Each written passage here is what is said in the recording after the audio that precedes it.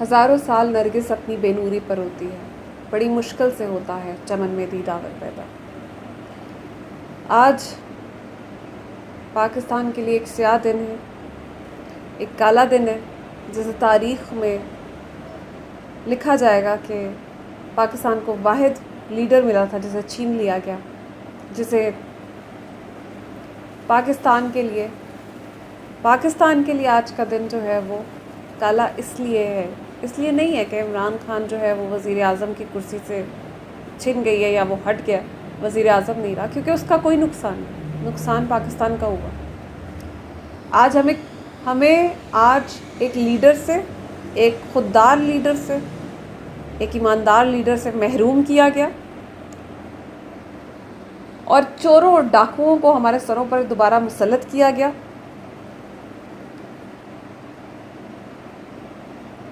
مجھے نہیں سمجھ آ رہا، میرے پاس الفاظ نہیں ہیں کہ میں انہیں کیا نام دوں۔ یہ پاکستان کی بدقسمتی ہے۔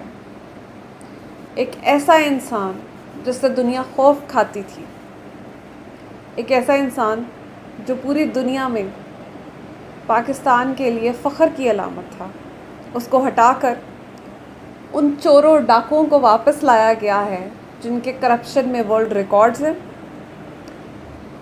جو ماڈل ٹاؤن کے قاتل ہیں، جن کے اوپر ایک سے ایک بڑے مقدمات بنے ہیں، جو تکبر کی علامت ہے، ان سب کو لا کر ہمارے سروں پر مسلط کیا گیا۔ کون نہیں جانتا کہ نواز شریف کتنا بڑا چور ہے؟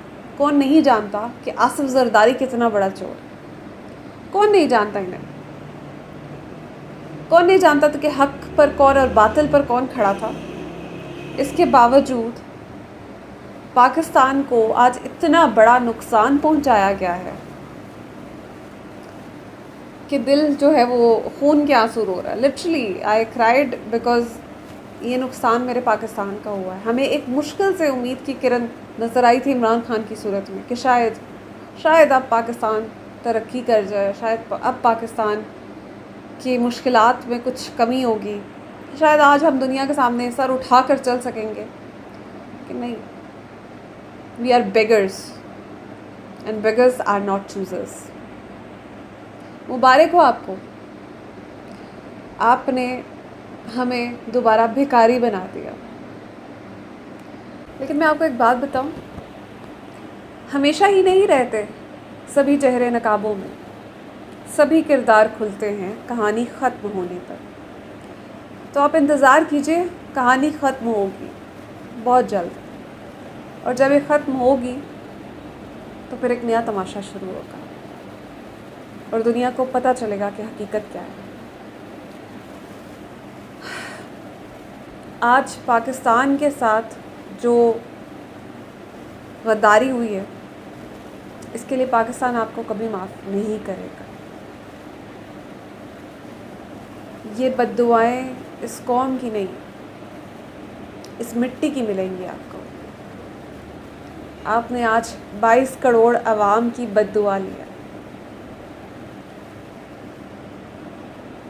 تو میں تو یہی دعا کروں گی کہ جس نے اس گناہ میں جو شریک تھا، جس نے اس گناہ میں ظالموں کی حمایت کی، اللہ تجھے تیرے حبیب کا واسطہ ان کو معاف نہ کرنا۔